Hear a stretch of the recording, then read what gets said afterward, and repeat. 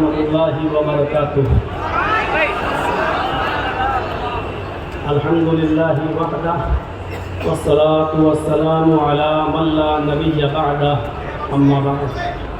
اعوذ باللہ من الشیطان الرجیم، بسم اللہ الرحمن الرحیم۔ یا ایھا الناس انا خلقناکم من ذکر وانثى وجعلناکم شعوبا وقبائل لتعارفوا ان اکرمکم عند اللہ اتقاکم۔ اسٹیج پر بیٹھے ہوئے معطر علماء کرام اور معزز سامعین حضرات جو ہندوستان کے گوشے گوشے اور چپے چپے سے تشریف لائے ہوئے ہیں، آل انڈیا اہل حدیث کانفرنس جو 35ویں آپ جو اس میں سماعت فرما رہے ہیں، اس میں شرکت کیے ہوئے ہیں، اس کا موضوع جو رکھا گیا ہے احترام انسانیت اور مذاہب عالم، یہ اپنے نوعیت کا بڑا حساس موضوع ہے اور تمام خطباء نے اسی موضوع پر گفتگو کی ہے۔ اللہ تبارک و تعالیٰ نے ساری انسانیت کو ایک کنبے سے، ایک قبیلے سے، خاندان سے جوڑا ہے۔ آپ اس بات کا اندازہ قرآن کی آیت سے لگا سکتے ہیں جو میں نے خطبے کے بعد آپ کے سامنے پڑھی ہے۔ اس کے اندر اللہ تبارک و تعالیٰ نے ساری دنیا کے انسانوں کو آپس میں بھائی بھائی قرار دیا ہے۔ بتایا یا ایھا الناس انا خلقناکم من ذکر وانثى، اے لوگوں، ساری کائنات کے انسانوں کو مخاطب کر کے کہا کہ اے ساری دنیا کی مانو ذاتی، اے انسانوں، ہم نے تم کو ایک مرد اور ایک عورت سے پیدا کیا ہے اور ہم نے تمہارے شعبے اور قبیلے بنا دیے ہیں، اور اس کی وجہ یہ ہے کہ لتعارفوا، تاکہ تم ایک دوسرے کو پہچان سکو۔ تو یہ کہا کہ یا ایھا الناس انا خلقناکم من ذکر وانثى، ہم نے ساری انسانیت کو، سب کو ایک مرد اور ایک عورت سے پیدا کیا ہے۔ تم سب کا باپ ایک ہے، تم سب کی ماں ایک ہے، تم سب کا باپ آدم اور تم سب کی ماں ایک حوا، جس کو آپ آشو کہہ لیں، ہیووتی کہہ لیں، شتروپا، تم سب ایک ہی باپ کے اور ایک ہی ماں کے بیٹے ہو، یعنی تم سب آپس میں بھائی بھائی ہو۔ قرآن کریم کی ایک آیت ہم اور آپ کے سامنے پڑھ رہے ہیں، اس سے آپ اندازہ لگا سکتے ہیں کہ اللہ تبارک و تعالیٰ نے فرمایا کہ تم کسی بھی مذہب کے یا کسی بھی مکتبہ فکر سے تمہارا تعلق ہو، لیکن عدل و انصاف کا جب معاملہ آئے، نیائے کا، ججمنٹ کا جب معاملہ آئے، تو اس میں تم کسی کو یہ نہیں دیکھو کہ یہ کون ہے، کس دھرم سے ہے، کیا ہے۔ آپ اس بات سے اندازہ لگا سکتے ہیں انسانیت اس وقت تک برقرار نہیں رہ سکتی ہے جب تک کہ دنیا کے اندر عدل نہ ہو، جب تک کہ ہم عدل سے کام نہ لیں۔ فرمایا وَلَا يَجْرِمَنَّكُمْ شَنَآنُ قَوْمٍ عَلَىٰ أَلَّا تَعْدِلُوا، صاف لفظوں میں فرمایا کہ اے لوگوں، کہیں ایسا نہ ہو تمہیں کسی قوم کی بدبخت، کسی قوم کی دشمنی اس بات پر تمہیں مجبور نہ کر دے کہ تم اس کے ساتھ انصاف نہ کر سکو۔ انصاف ہر حال میں کرنا ہے، چاہے وہ کسی بھی مذہب کا ماننے والا ہو۔ یہ نہیں دیکھنا ہے کہ یہ کون ہے، اس سے ہمارا تعلق قریبی ہے تو اس کے فیور میں فیصلہ کر دیا جائے۔ اسلام کی تاریخ کا اگر آپ مطالعہ کریں گے تو ایسے ایسے مناظر آپ کے سامنے آئیں گے کہ حضرت علی رضی اللہ تعالیٰ عنہ کے زمانے میں ایک یہودی مجرم ثابت ہو گیا اور اس کو کوڑے لگانا تھے، لہذا حضرت علی رضی اللہ تعالیٰ عنہ نے حکم دیا کہ اس یہودی کو کوڑے لگائے جائیں، اور کوڑے لگانے والا حضرت علی کا غلام تھا قمبر، اس نے کوڑے لگائے، کوڑے لگانے میں کنفیوز ہو گیا کہ ہم نے اس کو 9 کوڑے مارے ہیں یا 10 مارے ہیں، لہذا اس نے یہ سوچ کر کہ 9 ہی لگے ہوں گے، ایک کوڑا اور مار دیا۔ جب اس کو کوڑا لگ گیا تو پھر اس نے حضرت علی رضی اللہ تعالیٰ عنہ سے کہا کہ امیر المومنین، آپ کے خادم نے، آپ کے غلام نے ایک کوڑا مجھے زیادہ مارا ہے اور مجھے اس کا انتقام چاہیے۔ فوراً اسی وقت حضرت علی رضی اللہ تعالیٰ عنہ نے قمبر سے کہا کہ اے قمبر ادھر آؤ اور دیکھو یہ یہودی کیا کہہ رہا ہے۔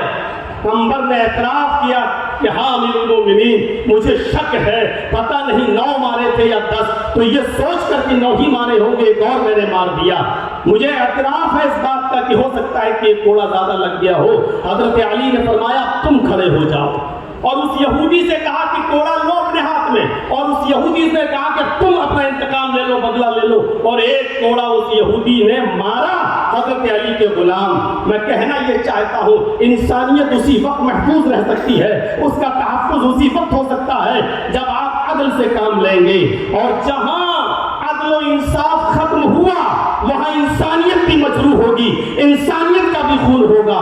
اس لیے ہر حال میں اگر آپ یہ چاہتے ہیں کہ انسانیت مجروح رہو، انسانیت محفوظ رہے، تو آپ کو عدل و انصاف قائم کرنا ہوگا، اور جتنا زیادہ عدل ہوگا دنیا میں اتنا ہی زیادہ امن ہوگا۔ آپ کو شاید یاد ہوگا حضرت علی رضی اللہ تعالیٰ عنہ نے بھی ایک یہودی کے خلاف مقدمہ دائر کر دیا تھا قاضی شرح کی عدالت میں کہ میری ایک زرہ ایک یہودی کے پاس ہے، اور جب یہودی کو پیش کیا گیا تو یہودی نے کہا وہ زرہ میری ہے۔ حضرت علی سے کہا گواہ پیش کرو۔ حضرت علی نے جو گواہ پیش کیے تھے شرعی اعتبار سے ان گواہوں کی کوئی حیثیت نہیں تھی۔ قاضی شرح نے امیر المومنین حضرت علی کے خلاف فیصلہ سنایا، یہ کہتے ہوئے کہ اے علی، آپ نے جو گواہ پیش کیا ہے وہ آپ کا بیٹا ہے، اور شریعت محمدی کے اندر بیٹے کی گواہی باپ کے حق میں تسلیم نہیں کی جاتی ہے۔ اے علی، آپ نے دوسرا گواہ اپنا غلام پیش کیا ہے، غلام کی گواہی بھی مالک کے حق میں آقا کے حق میں قبول نہیں کی جاتی ہے، لہذا یہ زرہ کا مالک یہودی ہے۔ حضرت علی کے خلاف فیصلہ سنایا۔ یہ عدل، یہ انصاف ہمیں یہ بتلا رہا ہے کہ جب اس طریقے کا عدل تھا، جب اس طریقے کا انصاف تھا، تو انسانیت چین اور سکون کا سانس لیتی تھی۔ یقیناً آج عدل و انصاف ہمارے معاشرے سے ختم ہوتا چلا جا رہا ہے۔ وہ ملک شام کا واقعہ بھی ہمارے اور آپ کے سامنے آنا چاہیے کہ حضرت عمر فاروق جب ملک شام گئے تو ایک 12 سال کے یہودی بچے نے عمر ابن عاص کے بیٹے کے خلاف شکایت کی کہ امیر المومنین، ہمیں عمر ابن عاص کے اس بچے نے، عمر ابن عاص کے اس یہودی نے کہا کہ عمر ابن عاص کے بیٹے نے ہمیں کو گھوڑا مارا ہے، میرا گھوڑا اس سے آگے نکل گیا تھا ریس میں۔ حضرت عمر فاروق نے سنا تو فوراً غصے سے لال پیلے ہوئے حضرت عمر ابن عاص سے کہا کہ کیا ہو رہا ہے؟ فوراً بلایا گیا۔ بیٹے نے، عمر ابن عاص کے بیٹے نے اپنا جرم کا اقرار کیا اور اس یہودی بچے سے کہا کہ تو بھی اپنا انتقام لے لے۔ ہماری حکومت، ہماری خلافت، ہماری چودراہٹ سب کچھ ہونے کے باوجود خود عمر ابن عاص کے بیٹے کو اس یہودی بچے نے کوڑا لگایا۔ میں علامہ احسان الہی ظہیر کی ایک بار تقریر سن رہا تھا، انہوں نے تو اپنے خطاب کے اندر یہ بھی کہا کہ ایک کوڑا حضرت عمر فاروق نے اپنے خاتم سے کہا کہ عمر ابن عاص کو بھی لگاؤ۔ جب عمر ابن عاص کو کوڑا لگا تو انہوں نے پوچھا کہ مجھے کیوں کوڑا مارا جا رہا ہے، میرا کیا قصور ہے؟ تو فرمایا تمہارا قصور یہ ہے کہ تم نے اپنے بیٹے کو صحیح تربیت نہیں دی ہے، اگر تم نے اپنے بیٹے کو صحیح تربیت دی ہوتی تو تمہارا بیٹا ناجائز کسی یہودی بچے کو کوڑا نہیں مارتا۔ یہ تحفظ انسانیت کا میرے بھائیوں وہ دور تھا جب عدل تھا، جب انصاف تھا، تو اس طریقے سے ہمارے معاشرے اور سماج اور سوسائٹی کے اندر انسانیت کا تحفظ تھا۔ آج ذرا آپ اپنے علاقوں میں دیکھیں، اپنے ملک کی بات تو چھوڑ دیجئے، کسی ایک چھوٹی بستی کے اندر بھی آپ کو عدل کے یہ نمونے نہیں ملیں گے، عدل کی یہ چیزیں آپ کے سامنے نہیں آئیں گی۔ قرآن کریم تحفظ انسانیت کے سلسلے میں اتنی عظیم بات کہتا ہے۔ میں جانتا ہوں جن لوگوں نے دیگر ادیان کا مطالعہ کیا ہوگا ان کو اچھی طریقے سے معلوم ہوگا کہ اس طریقے کی کوئی بات دوسرے مذہب میں اس کا عشر بھی نہیں ملے گا، 10واں حصہ بھی نہیں ملے گا۔ من قتل نفسا بغیر نفس او فساد فکأنما قتل الناس جميعا، جس نے کسی ایک انسان کو قتل کر دیا، نفس واحد کا قتل کیا، ہندو مسلم کی قید نہیں، کسی ایک انسان کو اگر قتل کر دیا تو قرآن کہتا ہے، یہ ہمارے اسلام کے اصول اور ضابطوں میں شامل ہے، صاف طور پر اللہ تبارک و تعالیٰ نے فرمایا کہ اس قاتل کو یہ جان لینا چاہیے کہ وہ صرف نفس واحد کا قاتل نہیں ہے، وہ ایک انسان کا قاتل نہیں ہے، فَكَأَنَّمَا قَتَلَ النَّاسَ جَمِيعًا، وہ ساری انسانیت کا قاتل ہے۔ ذرا تصور کریں، اس سے اگر مسئلے نکالیں تو بہت کچھ نکالے جا سکتے ہیں۔ ایک انسان کا قتل پوری دنیا کی انسانیت کا قتل، یعنی اگر آپ نے کسی ایک انسان کو اس کی ماں کی گالی دے دی تو آپ اس اکیلے کو گالی نہیں دے رہے ہیں، پوری ساری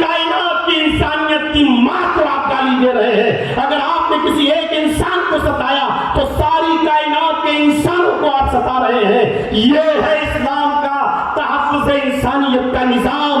انسانیت کو اتنا زیادہ عروج دیا ہے اور اتنا زیادہ اہمیت کی ہے کہ ہر انسان کو سوچنا چاہیے جب ماحول خراب ہوتے ہیں تو جنگیں بھی ہوتی ہیں۔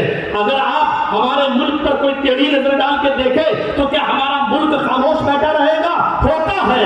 اسلامی دور میں بھی جنگیں ہوئی، لیکن تعجب کریں گے آپ، سوچئے اور سمجھنے کی کوشش کیجئے کہ اللہ کے نبی صلی اللہ علیہ وسلم کے زمانے میں بھی جنگیں ہوتی تھی، لیکن آپ کو یہ معلوم ہونا چاہیے کہ ان جنگوں کے اندر بھی کتنی پابندی تھی کہ محمد رسول اللہ نے کہا اگر آپ کو لوگ مجبور ہی کر دیں اور لڑنے پر آپ آمادہ ہی ہو، اس کے علاوہ کوئی چارہ نہ ہو تو تم جنگ کرو، لیکن یاد رکھنا اس جنگ کے اندر بھی تمہارے لیے اصول ہے، اور اصول یہ ہے کہ تم کسی بوڑھے کے اوپر تلوار نہیں چلاؤ گے، تم کسی عورت کے اوپر تلوار نہیں چلاؤ گے، یہ تم کسی معصوم بچے کی گردن پر تلوار نہیں چلاؤ گے۔ یہ اصول اور یہ ضابطے بتائے ہیں۔ یہ نبی اکرم کا یہ فرمان پوری دنیا کی انسانیت کو سوچنا چاہیے کہ آج اسرائیل کس طریقے کی بمباری کر رہا ہے اور ناجائز طور پر فلسطین کے معصوم بچوں کو مار رہا ہے، قتل کر رہا ہے، عورتوں کو مار رہا ہے یا بیوہ کر رہا ہے۔